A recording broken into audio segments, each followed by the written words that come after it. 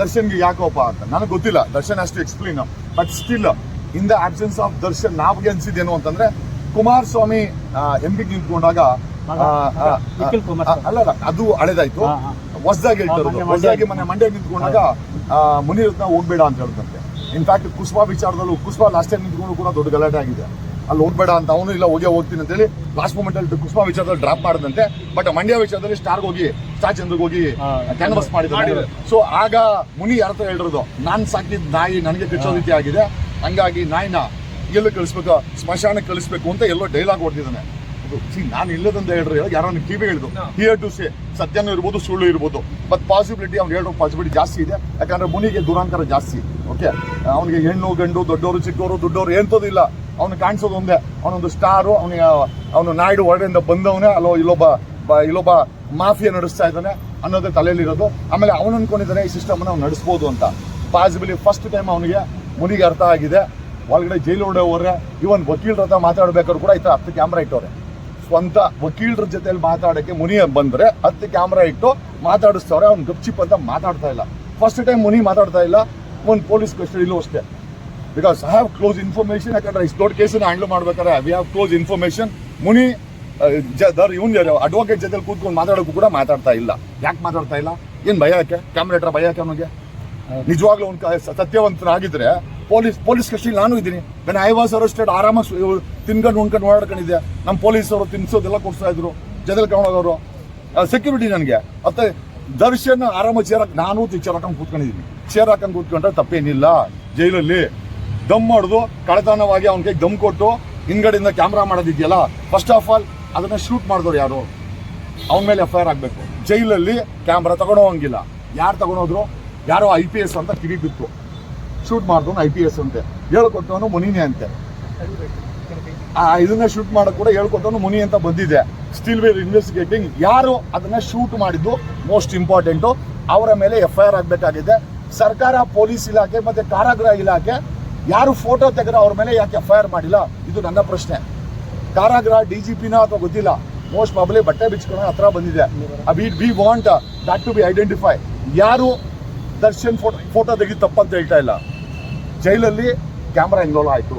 ಊಟದ camera inside the jail. ಆ photo ತೆಗೆದಿದ್ದು ಯಾರು ನಮಗೆ ಗೊತ್ತಾಗ್ಬೇಕು. ಯಾಕಂದ್ರೆ ಫೋಟೋ ತೆಗೆಸ್ಕೊಂಡು ಆರೋಪ ಸ್ಥಾನದಲ್ಲಿರೋ ದರ್ಶನ್ ಮೇಲೆ FIR ಆಗಿದೆ. ಫೋಟೋ ತೆಗೆಯೋರು ಕೂಡ ಅಷ್ಟೇ ಇಂಪಾರ್ಟೆಂಟು. ಅಷ್ಟು ಸೆಕ್ಯೂರಿಟಿ ಜೈಲಲ್ಲಿ ಕ್ಯಾಮ್ರಾ ತಗೊಂಡು ಹೊರಡೆ ಹೆಂಗ್ ಹೋದ್ರು ಮೋಸ್ಟ್ ಇಂಪಾರ್ಟೆಂಟು. ಸೊ ಲಾಸ್ಟಾಗಿ ಕೊನೆದು ಹೇಳೋದು ಅಂತಂದ್ರೆ, ಪ್ಯಾರಲಿ we want him to come out. ದರ್ಶನ ಹೊರಗಡೆ ತರಬೇಕು ಅಂತ ನಮ್ಮ ಎಲ್ಲ ಪ್ರಯತ್ನ ಇದೆ ಕಾನೂನು ರೀತಿಯಲ್ಲಿ. ಓಕೆ, ಹಾಗಾಗಿ ನಿಮ್ಮೆಲ್ಲರ ಸಹಕಾರಗಳನ್ನು ನಾವು ಬೇಡುತ್ತಾ, especially media. Okay, and people ಎಷ್ಟು ಜನ ಬರಬೇಕು ಅಂದ್ಕೊಂಡ್ರು ಸಮಯ ಗೊತ್ತಾಗಲಿಲ್ಲ. ನಮಗೂ ಕೂಡ ಇಲ್ಲಿ ಶಾಮಿಯಾನ ಗಿಮಿಯಾನ ಹಾಕೋಕ್ಕೆ ನಾವು ಹಾಕ್ಲಿಕ್ಕೆ ಒಪ್ಪಲಿಲ್ಲ. ಯಾಕಂತಂದರೆ ಇದು ಜನಸಾಮಾನ್ಯರ ಹೋರಾಟ. ನಮ್ಮ ಗಾಂಧಿ ಎಲ್ಲ ಬೀದಿಲಿ ನಿಂತ್ಕೊಂಡು ಹೋರಾಟ ಮಾಡಿದ್ದು. ಶಾಮಿಯಾನ ಹಾಕೊಂಡು AC ಹಾಕೊಂಡು ಬಿಸಿಲಲ್ಲಿ ವಾಟರ್ ಕುಡ್ಕೊಂಡು ಅದ್ರಲ್ಲಿ ನಂಗೆ ನಂಬಿಕೆ ಇಲ್ಲ. ಹಾಗಾಗಿ ನಿಮ್ಮನ್ನ ಬೀದಿನಲ್ಲೇ ಇಲ್ಲೇ ಇಂದಿದ್ದು ನಾನು ಬೀದಿನಲ್ಲಿ ಬಂದು ಮಾತಾಡ್ತಾ ಇದ್ದೀನಿ. I don't mind.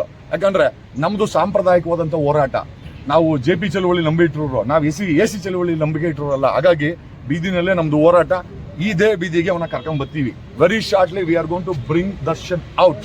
ನಾನು ಯಾಕೆ ಇಷ್ಟು ಘಟಖಂಡಿತವಾಗಿ ಹೇಳ್ತಾ ಇದ್ದೀನಿ ಅಂತಂದ್ರೆ, ನಾನು ಹೇಳಿದಂಥ ಭವಿಷ್ಯಗಳು ಸಾಕಷ್ಟು ನಿಜ ಆಗಿದೆ. ಅರವಿಂದ್ ಕೇಜ್ರಿವಾಲ್ ರಿಲೀಸ್ ಮಾಡ್ತೀನಿ. ನಕ್ಬಿಟ್ರಲ್ಲ ಆಮ್ ಆದ್ಮಿ ಪಾರ್ಟಿಯವರು. ಅಲ್ಲ ಗುರು, ಅಮಿತ್ ಶಾ ಇರ್ಬೇಕಾರೆ, ಮೋದಿ ಇರ್ಬೇಕಾರೆ ಬಿಡ್ಸಕ್ ಆಗುತ್ತಾ ಅಂತ. ನಾನು 15 ದಿವಸ ಅಂತ ಹೇಳಿದೆ. 9 ದಿವಸಕ್ಕೆ ಅರವಿಂದ್ ಕೇಜ್ರಿವಾಲ್ ರಿಲೀಸ್ ಆದ. ಅದು ನನ್ನ ಇಕ್ವೇಷನ್ನು, ಸೆಂಟ್ರಲ್ ಗೌರ್ಮೆಂಟ್ ಇಕ್ವೇಷನ್ನು, ಸರ್ಕಾರದ ಇಕ್ವೇಷನ್. ಬಟ್ ರಿಲೀಸ್ ಮಾಡಿಸಿದ್ವಿ. When I got Arvind Kejriwal released, I am sure Darshan also will get released. ನನಗೆ ನಂಬಿಕೆ ಇದೆ ಅವನ ನಿರಪರಾಧಿ ಅಂತ. Okay, this is what I feel. And ಇಲ್ಲಿ ನಮಗೆ ತುಂಬ ಇಂಪಾರ್ಟೆಂಟ್ ಪಾಯಿಂಟ್ ಅಂತಂದರೆ, ನನಗೆ ಸ್ಟಾರ್ಟಿಂಗಲ್ಲಿ ನಮಗೆ ಇವರು ಐ ಥಿಂಕ್ ರಮಾಕಾಂತ್ ಲೀಡ್ ಕೊಟ್ಟು ಏನು ಅಂತಂದರೆ, they was A offer of 5 crores from this fellow. ಏನೋ ಮುನಿರತ್ನದಿಂದ 5 ಕೋಟಿ ಆಫರ್ ಇತ್ತು. ಇವನನ್ನ ದೀಪಕ್ಕನ್ನ ಕೈ ಬಿಡಲಿಕ್ಕೆ ಅಂತ, ಕಂಪ್ಲೀಟಾಗಿ ಕೈ ಬಿಡೋಕ್ಕೆ ಅಂತ. ಅದ್ರ ಬಗ್ಗೆ ತನಿಖೆ ಆಗಿಲ್ಲ. ಅದ್ರ ಬಗ್ಗೆ ಪೊಲೀಸ್ ಇಲಾಖೆ ಮೌನವಾಗಿದೆ. ಯಾಕೆ? ಇವಾಗಲಾರು ಅಟ್ಲೀಸ್ಟ್ SIT ಫಾರಮ್ ಆಗಿದೆಯಲ್ಲ, SIT ಮುಂದೆ ನಮ್ಮ ತನಿಖಾ ಪೊಲೀಸರು ನಿಜವನ್ನೇ ಹೇಳಬೇಕು. ಮುನಿರತ್ನ 5 ಕೋಟಿ ಕೊಟ್ಟಿದ್ದ ಆಫರ್ ನಿಜಾನಾ? ಆಮೇಲೆ ಏನು ತಪ್ಪಿಲ್ಲ ಅಂದರೆ 5 ಕೋಟಿ ಆಫರ್ ಯಾಕೆ ಮಾಡ್ದ? ಪೊಲೀಸರಿಗೆ ಯಾಕೆ ಮಾಡ್ದ? ಈಗ ರಿವೀಲ್ ಮಾಡಿಲ್ಲ ಅಂದರೂ SIT ಮುಂದೆ ರಿವೀಲ್ ಆಗುತ್ತೆ. Because the honourable chief minister of Karnataka, ನಮ್ಮ ಜನರ ಮುಖ್ಯಮಂತ್ರಿ ಆದಂಥ ಸಿದ್ದರಾಮಯ್ಯವರು ಒಂದು ಕಮಿಟಿನ ಫಾರ್ಮ್ ಮಾಡಿದ್ದಾರೆ, ಬಿ ಕೆ ಸಿಂಗ್ ನೇತೃತ್ವದಲ್ಲಿ SIT ಫಾರ್ಮ್ ಮಾಡಿದ್ದಾರೆ. ಅದರ ಮುಂದೆ 100% ನಿಜ ಗೊತ್ತಾಗುತ್ತೆ. ಮುನಿ 5 ಕೋಟಿ ಕೊಟ್ಟಿದ್ದ ಅಂತ, because even that is a part of that investigation ಮಾಡಿಸ್ತಾ ಇದ್ದೀವಿ. ಆಮೇಲೆ ನಾವು ಅಪೀಲ್ ಹಾಕಿದ್ವಿ. ಐ ಥಿಂಕ್ ಸರ್ಕಾರ ಆದೇಶ ಮಾಡಿದೆ. ಇದು ಜನಗಳಿಗೋಸ್ಕರ ಮಾಡೋ ಆದೇಶ, ನನಗೋಸ್ಕರ ಮಾಡೋ ಆದೇಶ ಅಲ್ಲ. But I am sure Muni ಅಲ್ಲಿ 5 ಕೋಟಿ ಆಫರ್ ಕೊಟ್ಟಿದ್ದನ್ನು ಸಹ I think that will be investigated. No mercy for ಮುನಿ.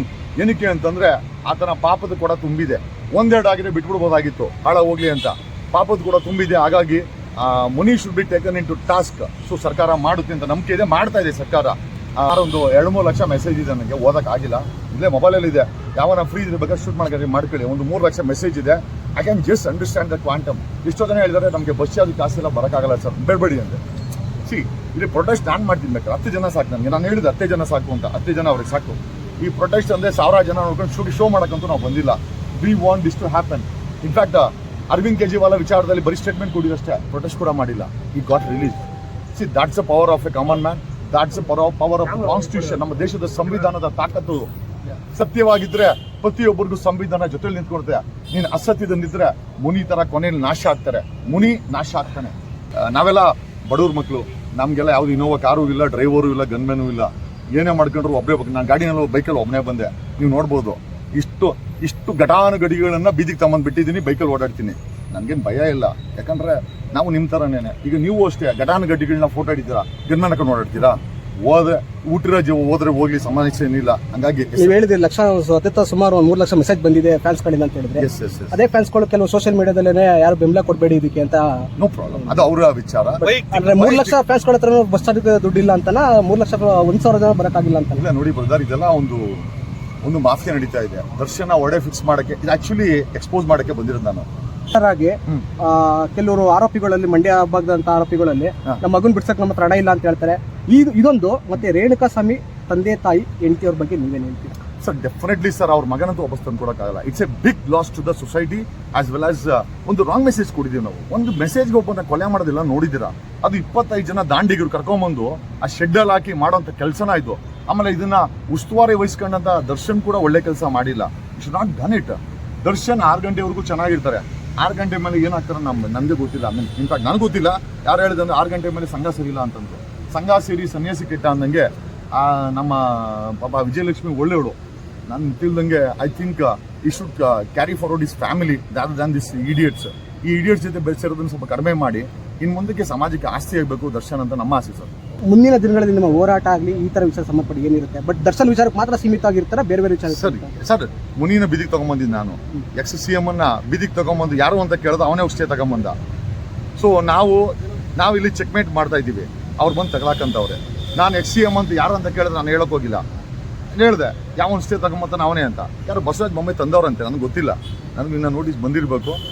ಈಗ ನಾವು ಟ್ರಾಪ್ ಹಾಕಿದ್ರೆ ಬಂದು ತಗೊಳಕಂಡ್ರೆ ಏನು ಮಾಡಬೇಕು?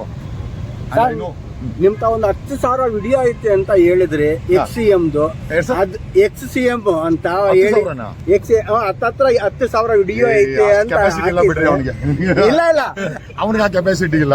ಆತರ ನಿಮ್ದೊಂದು ಹೇಳಿಕೆ ನೋಡಿದ್ವಿ. ಸಾಕಷ್ಟು ಹೆಣ್ಣು ಮಕ್ಕಳ ಜೊತೆ ದೈಹಿಕ ಸಂಬಂಧ ಇದೆ ಅಂತ ಅನ್ನೋದು ನಮ್ಗೆ ನಮ್ಮ ಬಂದಿರುವಂತ ಮಾಹಿತಿಗಳಿಂದ ಇದೆ. ಮುಂದಿನ ದಿನಗಳಲ್ಲಿ ಗೊತ್ತಾಗುತ್ತೆ. ಮುಂದಿನ ದಿನಗಳಲ್ಲಿ ನಗ್ನತೆ ಗೊತ್ತಾಗುತ್ತೆ. ಯಾಕಂದ್ರೆ ವಿಧಾನಸೌಧ ಅನ್ನೋದು ಒಂದು ದೇವಸ್ಥಾನ. ಇವ್ರುಗಳಲ್ಲಿ ಒಂಥರ ಬ್ಲೂ ಫಿಲ್ಮ್ ಸ್ಟಾರ್ ಹೋಟೆಲ್ ಮಾಡ್ಬಿಟ್ಟಿದ್ದಾರೆ. ಆ ಸ್ಟಾರ್ ಹೋಟೆಲ್ನ ಚೇಂಜ್ ಮಾಡಬೇಕಾಗಿದೆ. ಮತ್ತೆ ಸಾಂವಿಧಾನಿಕ ದೇವಸ್ಥಾನ ಮತ್ತೆ ಜನಗಳ ಪರವಾಗಿ ಧ್ವನಿ ಎತ್ತಕ್ಕೆ ಒಂದು ಜಾಗ ಮಾಡಬೇಕಾಗಿದೆ. They have destroyed. ಇವನು ಯಾರು ಚಿಕ್ಕಬಳ್ಳಾಪುರ ಸುದಿ ಅಲ್ಲೊಂದು ದೊಡ್ಡ ಹೋಟ್ಲು ಮತ್ತೆ ಫ್ಲಾಟೇ ಮಾಡ್ಬಿಡೋನಂತೆ ಈ ಕೆಲಸಕ್ಕೆ. ವಿತ್ ವಿಡಿಯೋ ಸಮೇತ ಇದೆ. ಕೊಟ್ರೆ ಮಾನ ಮರ್ದಿ ಹೊಟ್ಟೋಗುತ್ತೆ. ಏನ್ ಮಾಡೋಣ? ಇವ್ರು ಹೇಳ್ಕೊಳಕ್ಕೆ MP ಗಳು MLA ಗಳು ಮಿನಿಸ್ಟರ್ಗಳು